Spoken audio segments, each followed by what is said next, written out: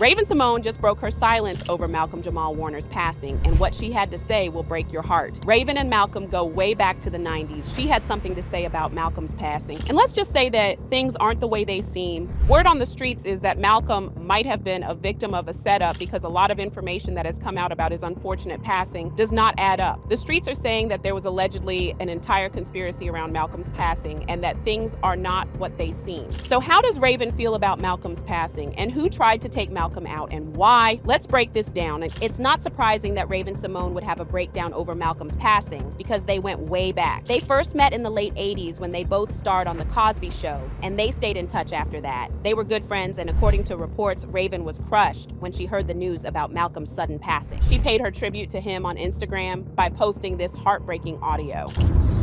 Words cannot describe the pain and sadness and surprise that I feel with the recent loss of MJW. He was the big brother.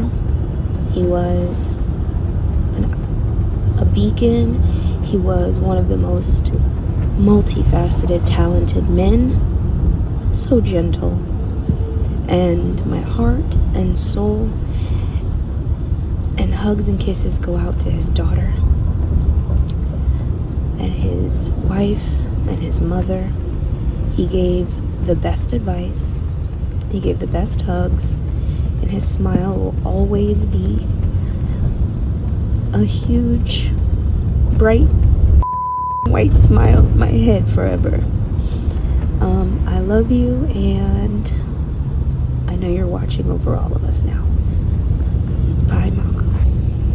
Malcolm suddenly passed away on July 20th when he got caught in a riptide at Playa Cocos Beach in Costa Rica. But now fans are skeptical about the story, and they believe that there's something missing from the story that the authorities are not telling us. People nearby tried to step in when they noticed he was in trouble, but sadly it didn't make a difference. By the time Costa Rica's Red Cross arrived, he wasn't responding, and it was quickly confirmed he had passed away. What's really raising eyebrows is how quiet everything's been, especially from people who were supposedly there. Playa Cocos isn't some off-the-map private beach. It's a busy, well-known spot packed with tourists and locals pretty much every day. So the fact that there's no footage, no pics, and barely any first-hand accounts, that's exactly what's making people side-eye the whole situation. Most people can agree that filming someone's final moments crosses a line. In a perfect world, folks would show some respect and put their phones away. But let's not kid ourselves. The internet rarely shows restraint, especially when a celebrity's involved. Whether it's for attention, curiosity, or just pure impulse, someone almost always captures something. We've seen this happen so many times with many horrifying videos showing celebs like Nipsey Hussle and even Takeoff lying in their own blood after being unalived suddenly. But somehow, Malcolm was the only exception. The math just isn't mathing. That's why the total silence around this feels off. No random beach video, no tourist post, nothing. For a place as busy as Playa Cocos, that kind of blackout isn't just rare, it's unsettling. And for those who cared about Malcolm, it's becoming nearly impossible to believe this was just a tragic fluke with nothing more to the story. But wait, it gets even more suspicious. People are seriously questioning how there were no lifeguards on duty when Malcolm drowned. The Caribbean Guard later blamed it on resource issues, but that doesn't make a lot of sense, especially since they've admitted the beach has been known for being dangerous for years. If that spot's been a concern for so long, why wasn't anyone assigned to watch it that day? The timing just feels off. Not long after the story went public, they rushed to put out a statement saying they were now redirecting resources to that beach, and another one with a history of strong currents. The timing couldn't be more suspicious. Between the sudden shift and the weak explanations, it's no surprise people are calling it out. It all just feels a little too convenient, and it smells of a cover-up. Another major red flag is the messy timeline of that day. There's no clear answer on how long Malcolm was in the water, how many people actually stepped in to help, or when the emergency team really arrived. The reports are scattered and inconsistent, and that lack of clarity has only stirred up more suspicion online. Because if this was just a simple accident, why is it so hard to get a straight story on what actually happened?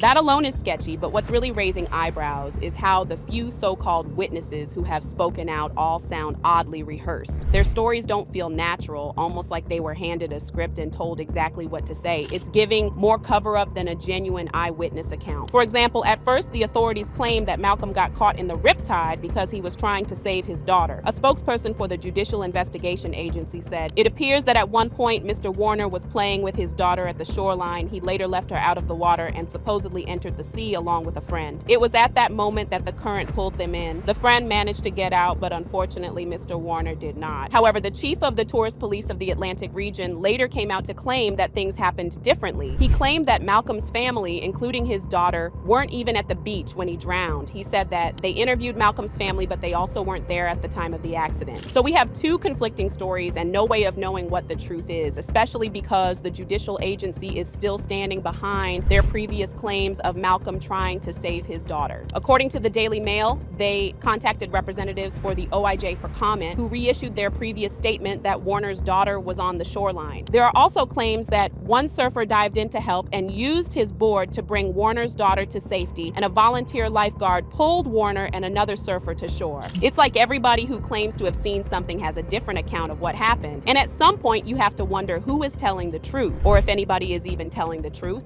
And from what the fans are saying, it doesn't seem like anyone is telling the truth, because the streets are saying that Malcolm could have been unalive because he knew something and he was going to expose some people who didn't want to be exposed. See, Malcolm was never the type to stay quiet about uncomfortable truth. He called it out plain and simple, like how The Cosby Show disappeared from TV the moment Bill Cosby was convicted, yet films by directors like Woody Allen and Roman Polanski are still airing without a second thought. He didn't shy away from pointing out the double standard. When it's a black man, his entire legacy gets erased, but when it's a white man, people suddenly want to separate the art from the artist. That kind of honesty, it made Malcolm a threat to the ones who thrive off silence. But Malcolm didn't stop there. He went even further, claiming that powerful white executives in Hollywood were intentionally sowing chaos within the black community. According to him, they weren't just sitting on the sidelines, they were actively pushing conflict, stirring up drama, and pitting successful black men against each other for click ratings and profit. Just last year, he called out the entire Kendrick versus Drake feud. To him, it wasn't just two rappers going at it was a setup. He said it was orchestrated, harmful to the culture, and designed to glorify violence, ego, and division, all while the real winners, the people pulling the strings, counted their money in the background. Fans couldn't help but notice that Malcolm's final podcast episode seemed to carry a quiet but powerful message. He talked about how the media has a long history of dehumanizing black men, how they're constantly boxed in, labeled, and pushed to the brink just for existing. But what really struck people was the part where he hinted at exposing the whole system. It wasn't loud or dramatic, but there was something in his tone, like he knew he was onto something big. And now looking back, many feel like he was trying to leave a warning, almost like he sensed that time was slipping away. The black community is not a monolith.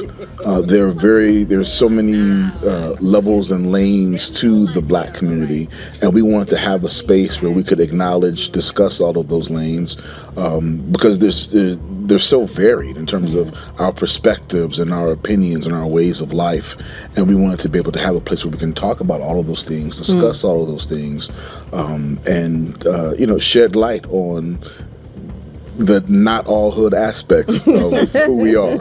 All right. So yeah, it makes sense why a lot of fans feel like there's something fishy about Malcolm's passing, because it's just too suspicious to ignore. But I want to know what y'all think is going on here. So drop your thoughts in the comments and then check out this next video.